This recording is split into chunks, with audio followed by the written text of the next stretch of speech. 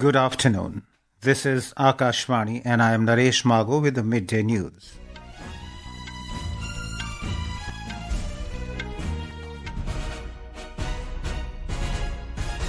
The headlines. At least 58 Pakistani soldiers killed and 25 captured after Taliban forces retaliate to Pakistani airstrikes in Afghan territory. Kabul asks Islamabad to expel terrorists hiding in Pakistan. US President Donald Trump to visit Israel and Egypt today to participate in signing ceremony of Gaza peace deal. Prime Minister Narendra Modi congratulates Dr Patrick Herminie on winning Seychelles Presidential Election. Says bilateral relations will gain further momentum during his tenure. Canadian Foreign Minister Anita Anand to arrive on a 3-day visit to India this evening. 3 people arrested in connection with the alleged gang rape of a medical student in Durgapur, West Bengal. And in cricket, India enforce follow-on West Indies after dismissing visitors for 248 runs in first innings of second test in Delhi. Taliban spokesperson Zabihullah Mujahid today said Taliban has killed at least 58 Pakistani soldiers and over 30 were left wounded in retaliatory strikes near the Durand line in Behrampur district. He also warned Pakistan of leaving no attack unanswered. Addressing a press conference in Kabul, Mujahid accused it of letting ISIS terrorists hide on their soil. He asked Islamabad to expel terrorists hiding in Pakistan. He said Afghanistan has the right to defend its air and land borders. According to the Taliban leader, anyone who shows aggression against their soil or violates their airspace will face a harsh response. Mujahid said Afghan forces have captured 25 Pakistani army posts. He also said that the situation on all official borders and de facto lines of Afghanistan is under complete control. US President Donald Trump is set to embark on a diplomatic visit to Israel and Egypt today, where he will address the Israeli parliament and participate in a signing ceremony of the Gaza peace deal. This is President Trump's first visit to Israel after he announced the ceasefire deal between Israel and Hamas. This visit also coincides with the implementation of the first phase of the Gaza peace plan. After Israel, Trump will head to Egypt, which held negotiations between Israel and Hamas after Trump unveiled the 21-point Gaza peace plan, which also included the disarmament of the Hamas group. More than 20 leaders, including French President Emmanuel Macron and UK Prime Minister Sir Keir Starmer, would attend the summit in Sharm el-Sheikh. China has hit out at the US over its decision to impose 100% tariffs on Chinese goods, calling Washington's move a display of double standards. The reaction came after US President Donald Trump announced additional levies set to take effect from November the 1st in retaliation for what he termed as China's extraordinarily aggressive new export restrictions on rare earth minerals. Washington also threatened to cancel a planned meeting with Chinese President Xi Jinping later this month.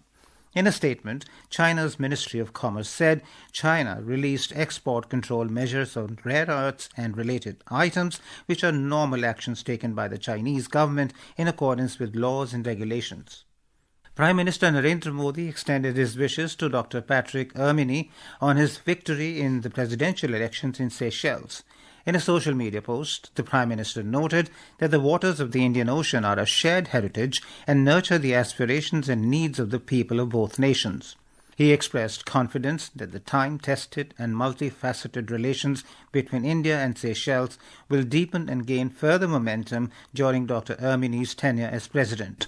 Seychelles opposition leader Patrick Herminie has won the country's presidential race, defeating incumbent leader Waywell Ramkalawan in a runoff vote. Herminie won 52.7% of the vote, while Ramkalawan took 47.3%. Herminie represents the United Seychelles Party, which led the country for 4 decades before it lost power in 2020. Canadian Foreign Affairs Minister Anita Anand will arrive in New Delhi this evening on a 3-day visit to India.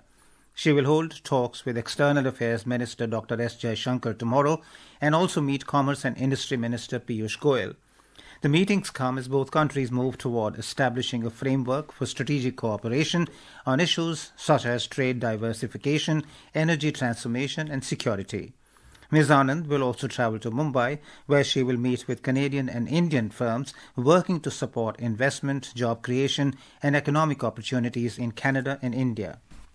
The NDA allies are likely to finalize their seat sharing for Bihar Assembly elections today. Senior leaders of BJP, Janata Dal United, Lok Janashakti Party Ram Vilas, Hindustani Awam Morcha, and Rashtriya Lok Morcha are in New Delhi to resolve the seat sharing issue. Following this meeting, an announcement on seat sharing is likely to take place. Earlier, Bihar BJP President Dr Dilip Jaiswal had announced that a formal agreement on seat sharing would be finalized by Saturday. BJP National President JP Nadda also held continuous deliberations with the party's core committee members regarding seat allocation. The opposition Grand Alliance is also facing a similar deadlock over seat sharing. The Congress is opposing the proposal to allot more seats to Mukesh Sahani's Vikashsheel Insan Party VIP and has also raised objections regarding the claim for the Deputy Chief Minister's post. Meanwhile, the left parties have expressed dissatisfaction over the delay in finalizing seat sharing. The Bharatiya Janata Party has released a list of 3 candidates for the upcoming biennial Rajya Sabha elections from Jammu and Kashmir. The candidates include Ghulam Muhammad Mir, Rakesh Mahajan and Satpal Sharma. The elections to 4 Rajya Sabha seats in the Union Territory are scheduled for the 24th of this month. This is Akashvani giving you the news. For quick news updates round the clock, follow us on our X handle at AIR News Alerts. And for details of stories and more, log on to our website www.newsonair.gov.in and download News on AIR app. Police have arrested 3 persons in connection with the gang rape case of a second-year private medical college MBBS student in Durgapur in West Bengal. They are from Bijra village. Our correspondent reports that they'll be produced before the court today. A massive search operation is underway involving drones at the Bijra village and adjoining areas to arrest the accused. Multiple teams of police are conducting the search operation. Police are also questioning the detained friend of the victim. The Union Education Ministry has urged schools across states and union territories to adopt the Unified Payments Interface UPI for collecting admission and examination fees. The move is aimed at modernizing administrative processes and enhancing convenience for parents and students. In a letter addressed to states, UTs, and autonomous bodies such as NCERT, CBSE, KVS, and NVS, Department of School Education and Literacy emphasized leveraging digital payment platforms like UPI, mobile wallets, and net banking to streamline financial transactions in schools. Prime Minister Narendra Modi has reiterated the government's commitment to empowering farmers through innovation, investment and market access to make them key drivers of a self-reliant and developed India. Mr. Modi was speaking after inaugurating and laying the foundation stone of multiple projects and schemes worth over 42,000 crore rupees in agriculture and allied sectors in New Delhi yesterday. On the occasion, the Prime Minister launched 2 major schemes in the agriculture sector, PM Dhan Dhanya Krishi Yojana and Mission for Atmanirbharta in Pulses. Prime Minister Modi said the 2 schemes are designed to usher in a new era of self-reliance, rural empowerment and agriculture innovation. देश की आत्मनिर्भरता के लिए, किसानों के कल्याण के लिए 2 महत्वपूर्ण नई योजनाओं की शुरुआत हो रही है। पहली प्रधानमंत्री धन धान्य कृषि योजना और दूसरी दलहन आत्मनिर्भरता मिशन। ये 2 योजनाएं भारत के करोड़ों किसानों का भाग्य बदलने का काम करेगी। इन योजनाओं पर भारत सरकार करीब 35,000 करोड़ रुपए से ज्यादा खर्च करने वाली है।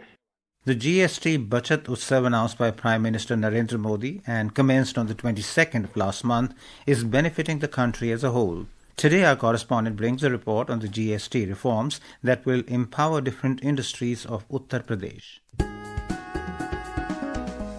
The new GST reform is a major boost for Uttar Pradesh artisans, farmers and small enterprises. Under the revised rates, many goods now attract reduced taxes, making local products more affordable and supporting traditional industries. The reform holds special importance for the state's heritage crafts and textile sectors. The leather and footwear industries of Kanpur and Agra, employing over 1 million workers, will benefit as goods priced up to 2,500 rupees will now attract just 5% GST. quality. Likewise, hand embroidery work such as chicken curry of Lucknow will become more accessible to consumers as it has been placed under the 5% tax slab, offering relief to thousands of artisans dependent on these crafts for their livelihood. Similarly, Firozabad, the district registered with GI tag for its glass craft, will see a major boost as GST on glassware and bangles has been reduced to 5%, making these items 6 to 7% cheaper. With the revised rates, the next generation GST reforms aim to enhance affordability for consumers and improve margins for artisans, ensuring growth in sales, job and rural livelihoods during the festive season and beyond. With Samarth, Nitika Gupta, Akashvani News, Delhi. The 26th Special Composite Group SCG of the National Security Guard NSG today organized a cyclothon in Mumbai in the memory of Major Sandeep Unnikrishnan, Ashok Chakra recipient, the valiant hero of the 26/11 Mumbai terror attacks. The aim of the event to raise awareness about cervical cancer and Fit India camping, marking the ceremonial commencement of the NSG Raising Day celebrations. The event witnessed active participation from over 250 professional cyclists alongside the NSG personnel, symbolizing physical fitness, unity, discipline, and a shared sense of national duty. In a significant breakthrough amid India's long-standing battle against left-wing extremism, security forces in South Bastar's Dantewada district arrested 6 suspected Maoists and safely defused an improvised explosive device, IED, planted near Mangana Road. The operation conducted yesterday underscores the intensifying efforts to eradicate Maoist influence in the region.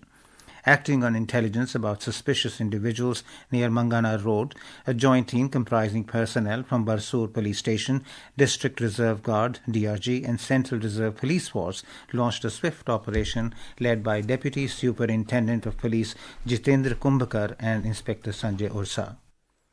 The India Meteorological Department IMD has forecast heavy rainfall at isolated places over Andhra Pradesh, Kerala, Mahe, Lakshadweep, Odisha, South Interior Karnataka, Tamil Nadu, Puducherry and Karaikal today. The weather agency has also forecast thunderstorms accompanied by lightning and gusty winds, likely at isolated places over Nagaland, Manipur, Mizoram, Tripura, Tamil Nadu and Telangana during the next 3 to 4 days.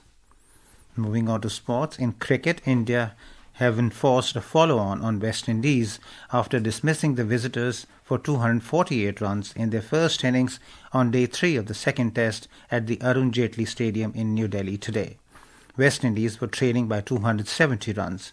They were 35 for 2 in their second innings against India at tea.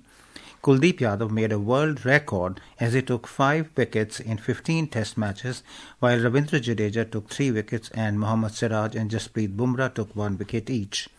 Yesterday, India declared their innings on 518 for 5 with Yashasvi Jaiswal and Indian skipper Shubman Gill scoring brilliant centuries.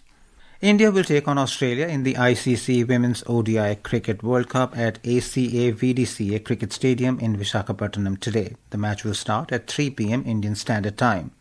Last night, England defeated Sri Lanka by 89 runs at the R. Premadasa Stadium in Colombo to register their 3rd consecutive win in the tournament. Chasing a target of 254, Sri Lanka were bowled out for 164 in 45.4 overs. And now, before we end the bulletin, the headlines once again. At least 58 Pakistani soldiers killed and 25 captured after Taliban forces retaliate to Pakistani airstrikes in the Afghan territory. Kabul asks Islamabad to expel terrorists hiding in Pakistan. US President Donald Trump to visit Israel and Egypt today to participate in the signing ceremony of Gaza peace deal. Prime Minister Narendra Modi congratulates Dr Patrick Herminie on winning Seychelles Presidential Election, says bilateral relations will gain further momentum during his tenure. Canadian Foreign Minister Anita Anand to arrive on a 3-day visit to India this evening. 3 people arrested in connection with the alleged gang rape of a medical student in Durgapur, West Bengal. And in cricket, India enforced follow-on on West Indies after dismissing visitors for 248 runs in first innings of second test in Delhi. And with that, we end the midday news.